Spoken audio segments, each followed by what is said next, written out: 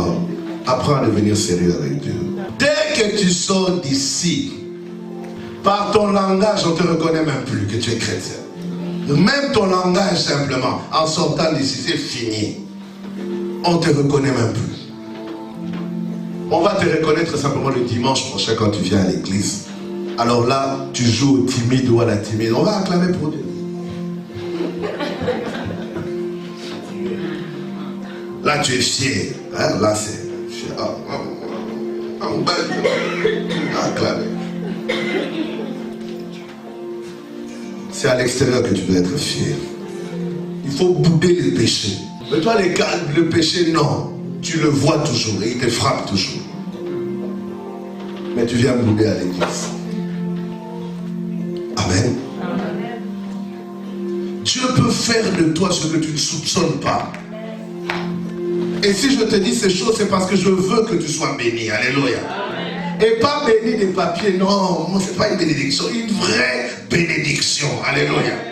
Que le monde regarde, qui disent réellement que, oh, cet homme, cette femme est béni. Et tu transmets quelque chose. Les gens qui se tournent autour de toi, ils sont connectés par la bénédiction. Un païen qui est autour de toi, il reçoit quand même quelque chose de toi. Parce que Dieu a permis que tu deviennes une source où les gens vont venir s'abreuver. Alléluia. C'est ça la source. Il te donne de l'eau et toi tu commences à donner aussi aux autres de l'eau à boire. Que ça soit spirituellement, que ça soit physiquement et matériellement. Mais nous devons apprendre à travailler pour Dieu. Alléluia. C'est plus que les 1500 € que tu gagnes. Tu n'arrives même pas à permettre que tu puisses lier les deux bouts du mois. J'ai regardé encore aux informations, il y a une autre catégorie de pauvres qui commence à émerger. C'est tout justement les pauvres qui travaillent, mais qui sont pauvres. Ils deviennent de plus en plus nombreux. Des personnes qui n'arrivent pas à faire quelque chose sans l'accès au crédit. Tu veux acheter ta voiture, crédit. Tu veux acheter la robe, crédit. Tu veux acheter les chaussures, sur carte de crédit. Tout passe par le crédit. Tu sais que la classe moyenne, écoute-moi bien, écoute-moi très très bien. La classe moyenne, tu sais que quand on parle de la classe moyenne, tu sais que c'est une invention purement diabolique, créée par les Illuminati.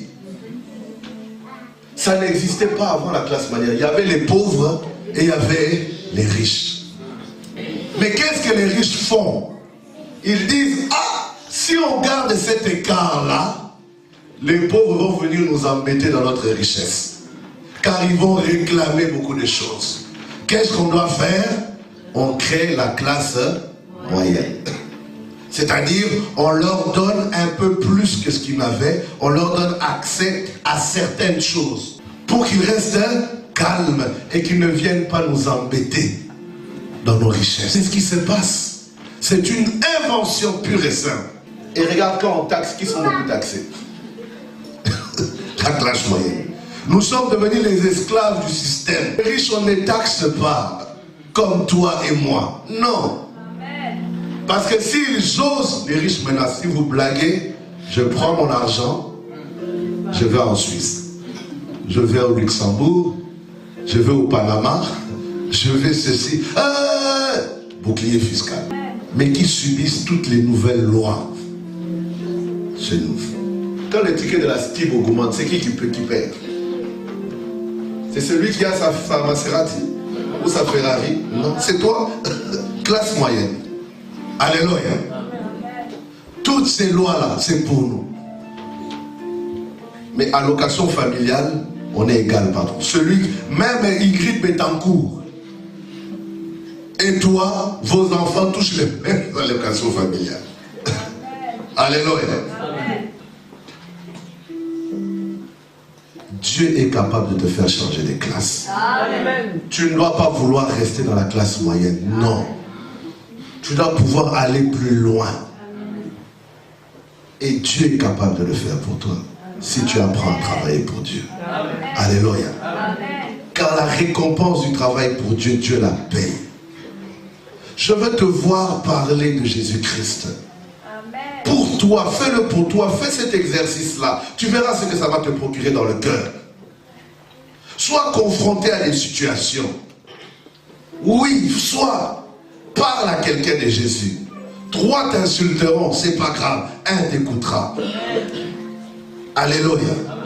Il t'écoutera, il ne croira peut-être pas directement, parce que le jour où on te parle, ce n'est pas nécessairement le jour où tu crois. Mais c'est une semence qui est dans le cœur et qui grandit petit à petit. Fais ce travail-là, bien-aimé. N'aie peur de personne.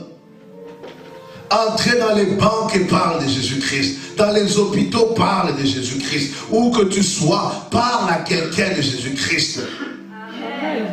Tu es dans le bus, tu vois quelqu'un qui n'est pas bien, parle-lui de Jésus-Christ.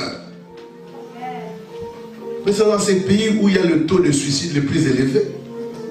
Les pays développés. Amen. Et je ne crois pas que nécessairement c'est en Afrique que les gens ont besoin de Jésus-Christ. Je crois qu'ils ont besoin de Jésus-Christ ici. Amen. Ton voisin de palier, la personne qui est à côté de toi dans le métro, dans le bus, dans le train. Mais toi tu prends Jésus, tu le mets dans ta poche. Et tu sors Jésus simplement quand tu es à l'église. Des fois les gens ont même du mal à croire que tu es chrétien. Tu fais comme moi je le faisais à l'époque. Quand j'ai commencé à venir à l'église, je prenais la Bible, je la cachais dans la poche. Pour qu'en route, les gens ne me voient pas que je vais à l'église. J'étais encore enfant. Mais quand les choses se sont manifestées en moi, alléluia. Oh, si je pouvais aller marcher avec une banderole, en disant j'appartiens à Jésus. J'appartiens à Jésus-Christ. Je n'ai pas honte de me le cacher.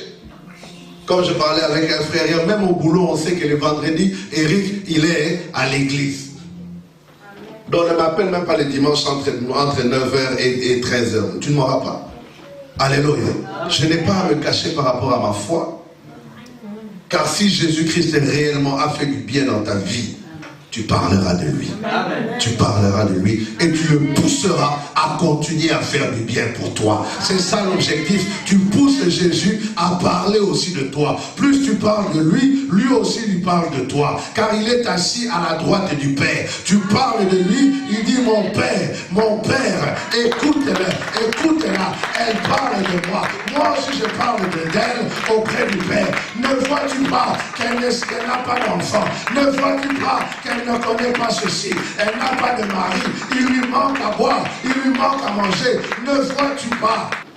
La femme sunamite a disposé une maison pour le prophète. Alléluia. La Bible me dit que le prophète passait tous les jours. La femme a regardé et m'a dit, mais je vois ce prophète passer tous les jours. Qu'est-ce que je peux faire? Papa, quand tu es en train de passer là, viens, où est-ce que tu fasses ce tour-là? J'ai une maison, j'ai un endroit où tu pourras te reposer. Et ce n'est pas une chambre basse, c'est une chambre haute. Donc tu pourras être en connexion avec ton Dieu. Parce que moi je vous connais, vous les prophètes, vous aimez toujours être en haut. Tu pourras bien te reposer comme ça, le travail que tu vas faire est plus d'impact. Elle a contribué, elle a travaillé pour l'œuvre. Alléluia. Amen. Le prophète regarde et dit, Géasi, viens. L'heure est venue où je pars. Mais qu'est-ce que je peux faire pour cette femme qui a contribué à l'œuvre du Seigneur? Que puis-je faire pour elle? Géasi dit, depuis qu'on est là, on n'entend pas des enfants crier, jouer. Certainement, elle n'a pas d'enfant. Et le prophète a parlé. Au jour où je reviendrai, le vide qu'il y a dans ta maison, le vide qui est au-dedans de toi, il sera comblé. Amen. Amen. La question que je te pose maintenant, est-ce que la femme avait demandé un enfant au prophète? Non. Dieu voit, même si tu ne parles pas. Amen. Tu n'es pas obligé simplement de prier pour toi pour que Dieu te réponde. Mais si tu t'occupes de l'œuvre du Seigneur, si tu fais le travail de Dieu, Amen. Dieu est capable de voir le manque que tu as dans ta vie. Amen. Et alors que tu ne demanderas même pas, mais le Dieu des cieux est capable de les répondre. Est-ce que tu crois? Amen. Amen. Travaille pour Dieu. Amen. Sacrifie-toi pour Dieu. Amen. Fais couler ta sueur pour Dieu. Et tu verras ce que Dieu est capable de faire dans ta vie. Que Dieu te bénisse.